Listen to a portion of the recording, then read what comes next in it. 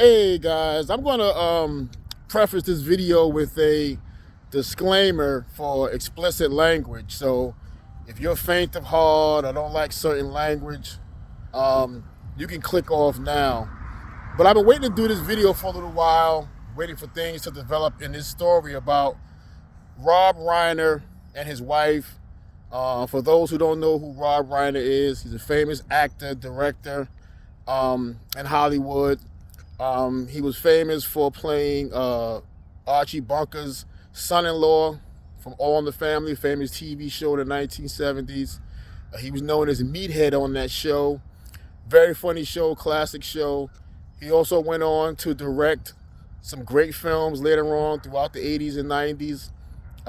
His father was Carl Reiner, great Hollywood big shot from the 50s and 60s. So the family had great lineage, and Rob Reiner had an illustrious career.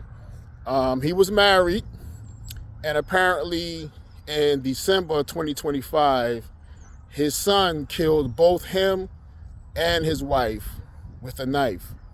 And apparently the wife is the son's mother as well. They had 3 children, to be exact, 2 sons and a daughter, right? And he's been caught. He's being held right now, and apparently the lawyers are going to try to use the mental illness defense for Rob Reiner's son. Just say, I guess he was mentally ill at the time of the incident. He apparently did have a drug problem, which is by choice. Nobody made him take drugs. But the mentally ill defense, I'm not going for it. Nobody else should go for it. For this simple reason alone. When you think about Rob Reiner, okay, he had all the wealth in the world, the fame, the money, the lifestyle, all this he provided for his family, for his children. So this particular son, he just a spoiled fucking privileged brat, too much entitlement, too much access to everything. Money he didn't earn, drugs, lifestyle, everything else. He's a spoiled, privileged, entitled fucking brat with too much access who decided he had enough because maybe he didn't get what he wanted and kill his parents. Okay? Here's the reason why that mental illness thing is bullshit. First of all, it's an insult to people who are truly mentally ill. Okay? I'm tired of people using that as a crutch. When they know exactly what they've done, they're running, they're hiding, they're thinking of lies, how they're going to get away with this, how to scheme and scam and trick people. See, a mentally ill person doesn't do that. My mother would always say a mentally ill person will shit and play in it. Okay? But if you're running and hiding and ducking and dodging and manipulating people and trying to manipulate the law and so forth, you're not mentally ill. You know exactly what you did. You're not mentally ill. And the kicker is that the 2 remaining siblings are using their parents' money to defend this fool, apparently. Okay? So he's not mentally ill in my opinion.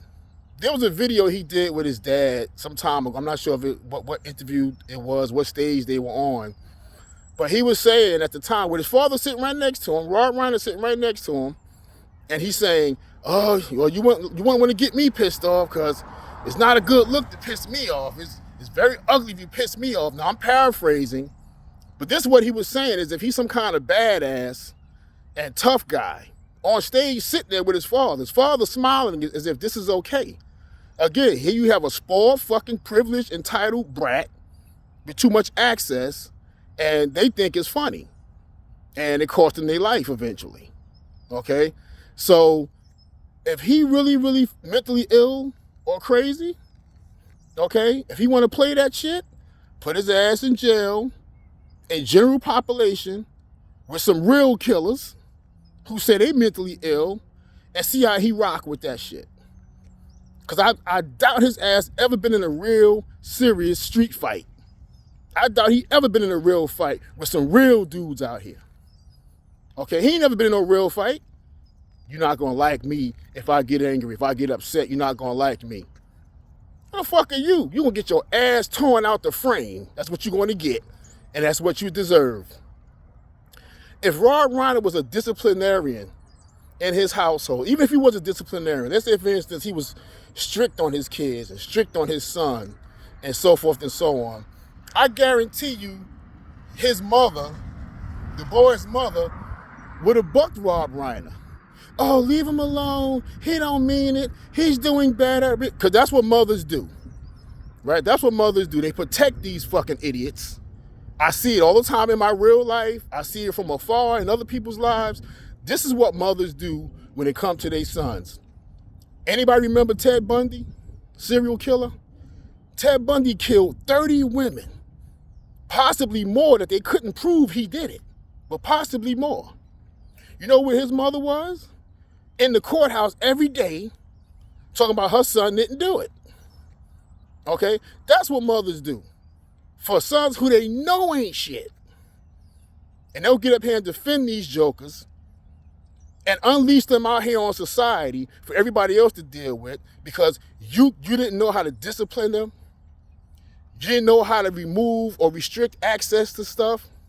You didn't know how to instill fear in them as a parent. Because as a parent, fear on a child is good. It's still fear. Fear breeds respect. Make that child respect you, whether they want to or not. Make them fear you. If they fear you, they're going to respect you.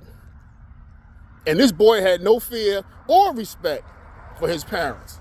I can guarantee it.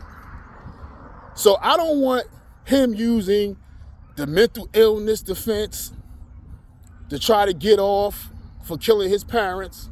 Again, that's an insult to people who are really mentally ill. There's nothing wrong with him other than being a drug addict, which is by choice. Okay, so we're going to continue to follow this case. We're going to see how it shapes out. But the fact of the matter is, he's not mentally ill. This is what too much privilege, too much entitlement, too much spoiling, and too much access can cause. He feels deep down in his heart, his father's money and his mother's money was his money. And if he couldn't get what he wanted, if they told him no to something, he gets pissed off and kills his parents. And we've seen this behavior before amongst privileged kids, entitled kids. We've seen this behavior. They've killed their parents before. Okay?